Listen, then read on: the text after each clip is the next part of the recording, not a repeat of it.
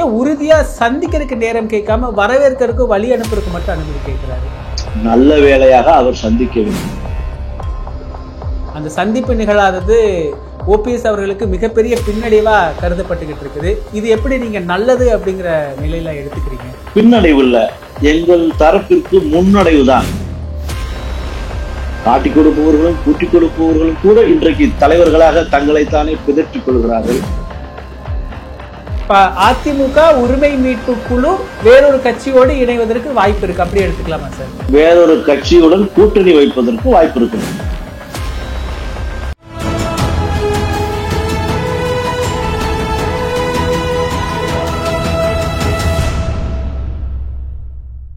தமிழ் நிறம் நேயர்களுக்கு வணக்கம். இன்று நம்முடைய ஓபிஎஸ் அணியின் கொள்கை பரப்பு செயலாளர் கவிஞர் கண்ணஞ்சி இணைந்துள்ளார். சார் வணக்கம். சார் வணக்கம். அமித்ஷாவே சந்திக்கிறதுக்கு நேரம் தரல அப்படின்னு பொதுவெளியில சொல்லி வருத்தப்பட்டாரு. அதே நேரத்துல இப்போ பிரதமர் மோடி அவர்களை வரவேற்கிறதுக்கும் வழி அனுப்புறதுக்கும் எனக்கு அனுமதி கொடுங்க, அது என்னோட பாக்கியம் அப்படின்னு சொல்றாரு. ஏன் உறுதியா சந்திக்கிறதுக்கு நேரம் கேட்காம வரவேற்கிறதுக்கும் வழி அனுப்புறதுக்கு மட்டும் அனுமதி கேட்கிறாரு? இது அரசியல் நிகழ்வு இல்ல.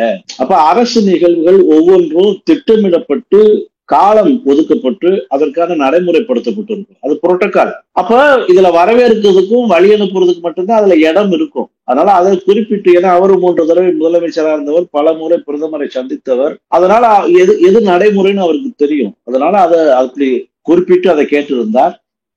நல்ல வேளையாக அவர் சந்திக்கவில்லை, நல்ல வேளையாக நாங்களும் சந்திக்கவில்லை. அது நல்லதுன்னு நினைக்கிறீங்களா? ஆமா, நிச்சயமா தமிழகத்திற்கும் தமிழ்நாட்டிற்கும் நன்மையை பாரத பிரதமரை ஏற்படுத்தி தந்திருக்கிறார். சந்திக்காம அது வருத்தம் அடைய செய்யலையா சார்? ஓபிஎஸ் அணியில இருக்கக்கூடிய ஒரு கொள்கை பரப்பு செயலாளராக இருக்கிறீங்க, பொதுவெளியில அவர் அந்த கடிதத்தை வெளியிட்டு இருக்கிறாரு. எல்லாருமே ஓபிஎஸ் பிரதமர் மோடி சந்திப்பு கண்டிப்பா நிகழ்வும், இது மிகப்பெரிய தாக்கத்தை ஏற்படுத்தும், இபிஎஸ் அவர்களுக்கு ஒரு பயத்தை கொடுக்கும் அப்படின்னு எல்லாம் பேசிட்டு இருந்த சமயத்துல அந்த சந்திப்பு நிகழாதது ஓபிஎஸ் அவர்களுக்கு மிகப்பெரிய பின்னடைவா கருதப்பட்டுக்கிட்டு இருக்குது. இது எப்படி நீங்க நல்லது அப்படிங்கிற நிலையில எடுத்துக்கிறீங்க? இது பின்னடைவு இல்ல, எங்கள் தரப்பிற்கு முன்னடைவு தான். இது பின்னேற்றம் இல்ல, இது அடுத்த கட்டத்திற்கான முன்னேற்றம் தான். காரணம், துரோகமே பிறப்பாய், துரோகமே வளர்ப்பாய், துரோகமே தனது வாழ்நாள் தொழிலாக செய்து வருகிறார் ஒரு துரோகச்சாமி. அந்த துரோகச்சாமியை இன்றைக்கு நல்ல தலைவராக, அவர்தான் நல்ல தலைவர் என்று சொல்லுகிற அளவிற்கு சங்கிகள் தயாராகி விட்டார்கள். துரோகத்தை செய்த துரியோதனன் நல்லவனா, ராவணன் உத்தவனா, காட்டி கொடுத்த யூதாசும் எட்டப்பனும் மரியாதைக்குரியவர்களா?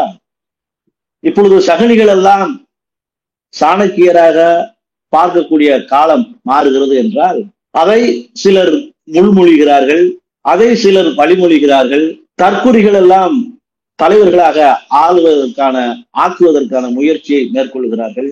காட்டிக் கொடுப்பவர்களும் கூட்டிக் கொடுப்பவர்களும் கூட இன்றைக்கு தலைவர்களாக தங்களைத்தானே பிதற்றிக் கொள்கிறார்கள். இது போன்ற வெற்றி பேச்சுக்களையும் வெட்கங்கெட்ட செயலையும் ஒரு தரப்பு ஏற்படுத்தி கொண்டு மக்கள் மத்தியில், தமிழக வாக்காளர்கள் மத்தியில் ஒரு பின்னடைவை சந்தித்து, தொடர் பின்னடைவை தொடர்ந்து சந்தித்து, தொடர் தோல்விகளை தொடர்ந்து பெற்று, அப்படி ஒரு தோல்வியின் முகத்தை முன்னிலைப்படுத்தி அவருக்கு பின்னால் என்டிஏ இருக்கும், அதிலெல்லாம் நாம் சேர்ந்து இயங்க வேண்டும், மக்களால் புறக்கணிக்கப்பட்ட ஒருத்தரை முன்னிலைப்படுத்தி மக்களால் ஏற்றுக்கொண்ட, மக்களால் விரும்பப்படுகிற புரட்சி தலைவி அம்மா அவர்களாலேயே அடையாளப்படுத்தப்பட்ட மரியாதைக்குரிய ஐயா ஓபிஎஸ்ஐ அவமானப்படுத்துவது என்பது, அல்லது புறந்தள்ளுவது என்பது, அல்லது புறக்கணிப்பு என்பது எதுவாக இருக்கட்டும், பாஜக எதை செய்தாலும் சரி, இது எங்களுக்கு எந்த விளைவையும் ஏற்படுத்த போவதில்லை.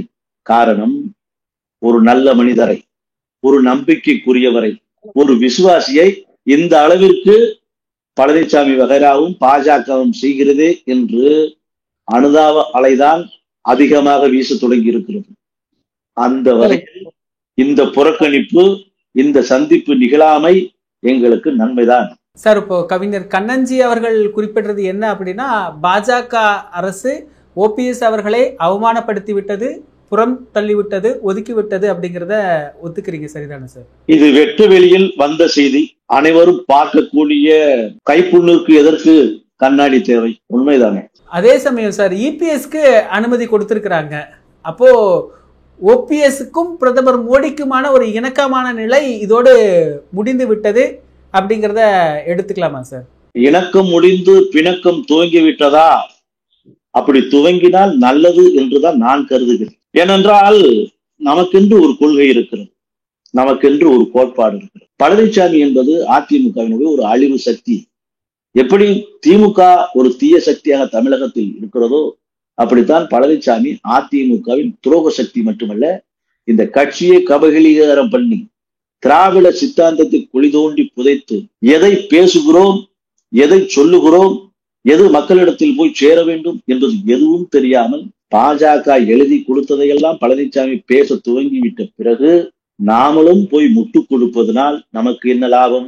பாலும் கிணற்றில் பாஜக பாய்ந்து தற்கொலை செய்து கொள்கிறது என்பதற்காக நாம் ஏன் அதன் பின்னாடி போய் விழுந்து சாக வேண்டும்? நம்மளுக்கு என்ன தேவை வந்திருக்கிறது? அதனால் அவர்கள் புறக்கணிக்கிறார்கள் என்பது எங்களை மக்கள் வரவேற்கிறார்கள் என்கிற துவக்கத்தில் துவக்கப்படுகிறது. அதனால் அந்த புறக்கணிப்பு நன்மைதான், நன்றுதான். ஓபிஎஸ் உடைய அரசியல் ஆலோசகராக இருக்கக்கூடிய திரு பன்ருட்டி ராமச்சந்திரன் அவர்கள் சமீபத்திய பேட்டி ஒன்றில் குறிப்பிட்டிருந்தாரு, பாஜக மீறவும் முடியல, பாஜகவிலிருந்து வெளியே வரவும் முடியல, அப்படி என்னதான் அவங்களுக்கு அப்படின்னு ஒரு கேள்வியை முன் வச்சிருந்தாரு. இது எப்படி பாக்குறது சார்? இடுக்கண் வருங்கால் நகுக என்பதும் நட்பை பாராட்டினோம். தொடர்ந்து புரட்சி தலைவி அம்மா அவர்கள் மோடியிடம் நட்பு பாராட்டினார். அந்த நட்பு தொடர்வதற்கான முயற்சியை புரட்சி தலைவி அம்மா அவர்கள் மோடியிடம் 2003-4 காலகட்டம் என்று நினைக்கிறேன் முதலாக டெல்லியில சீஃப் மினிஸ்டர் மாநாட்டுக்கு போகும்போது, அப்பொழுது புரட்சி தலைவி அம்மா அவர்களும் அவர்களுக்கு அருகில் ஐயா ஓபிஎஸ் அவர்களும் தான் அமர்ந்திருப்பார்கள். அந்த மாநாட்டில் கலந்து கொண்டு விட்டு திரு நரேந்திர மோடி அவர்களிடம் ஐயாவை அறிமுகப்படுத்தும் போது, he is my one and only loyal person அப்படின்னு சொல்லித்தான் அறிமுகப்படுத்தினார். அன்றிலிருந்து இந்த நட்பு தொடர்கிறது. முக நக நட்பது நட்பென்று, நெஞ்சத்து அகநக நட்பதே நட்பு என்கிற குரலுக்கேற்ப ஃபார்மாலிட்டிஸ்க்கு பழகாம உண்மையான நட்புக்காக பழகினார். அந்த நட்பு தொடர வேண்டும் என்று விரும்பினார், இன்றும் விரும்புகிறார். ஆனால் அவர்கள் எல்லாத்தையும் அரசியலாகத்தான் பார்ப்பேன், எங்களுடைய பழக்கமே அரசியலுக்குத்தான், எங்களுடைய பழக்க வழக்கமே அரசியல் தான், எங்களுடைய சித்தாந்தமே அரசியல் சித்தாந்தம் தான் என்று அனைத்திலும் அவர்கள் அரசியலை புகுத்தினார்கள் என்றால், அந்த அரசியலை எப்படி புகுத்த வேண்டும் என்பது எங்களுக்கும் தெரியும் தானே. ஏனென்றால் வடவர்களுக்கு முன்பாகவே, ஏன் இந்த உலகத்தில் முதலில் அரசியல் பாடத்தை கற்றுக் கொடுத்தவனே தமிழன் தான். அந்த இடத்தில் இருந்து கொண்டு நாம் அரசியல் செய்யாமல் எப்படி இருக்க முடியும்? அதனால் நம்மை நட்பிலிருந்து அரசியல் செய்வதற்கு தூண்டுவது அவர்கள்தான் என்பதையும் அவர்களுக்கு நாம் ஞாபகப்படுத்த வேண்டியிருக்கு. சார், அதே சமயம் திரு பன்ருட்டி ராமச்சந்திரன் அவர்கள் பாஜகவோட கூட்டணி வைக்கிறது மிகப்பெரிய ஒரு தற்கொலைக்கு சமம் அப்படிங்கிற மாதிரி பேசியிருந்தாரு.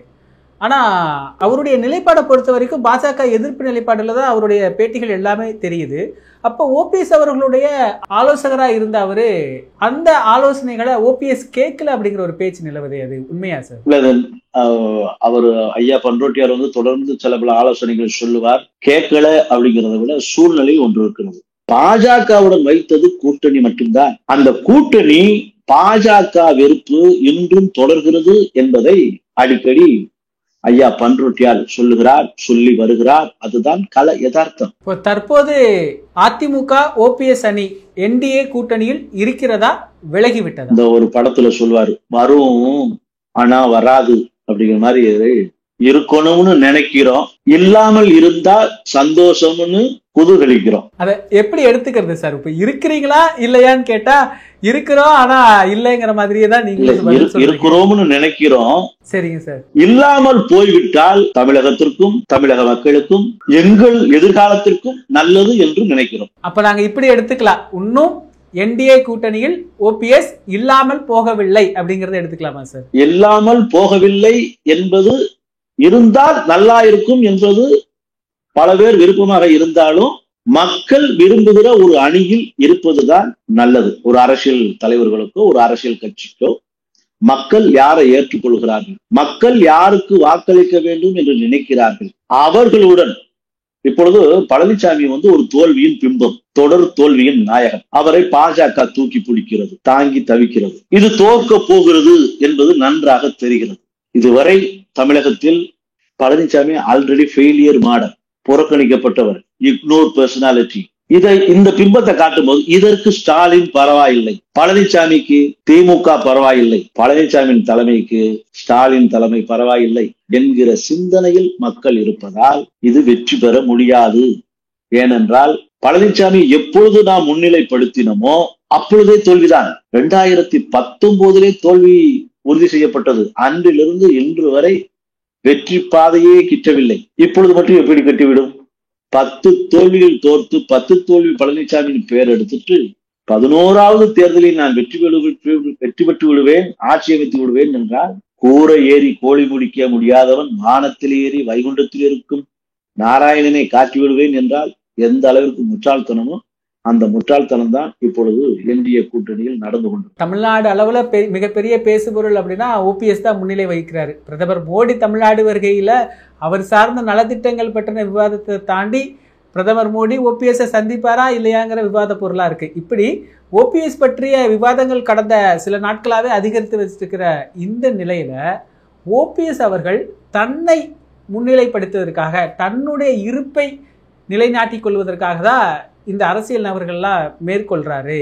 அவர் சார்ந்த தொண்டர்கள் மீது அவருக்கு அக்கறை இல்லை அப்படின்னு ஒரு பேச்சு நிலவரதா கருதப்படுது. இது எப்படி பாக்குறீங்க சார்? ஒரு அரசியல் தலைவர் என்பவர் தன்னுடைய இருப்பை உறுதி செய்ய வேண்டும். அதற்கு எந்த வியூகத்தையும் அவர் எடுக்கலாம். ஆனால் எந்த வியூகத்தையும் எடுக்காத ஓபிஎஸ் அவர்களை பற்றி பிரதமர் வந்தால் பேச்சு, அமித்ஷா வந்தால் பேச்சு, கூட்டணி அமைத்தால் பேச்சு.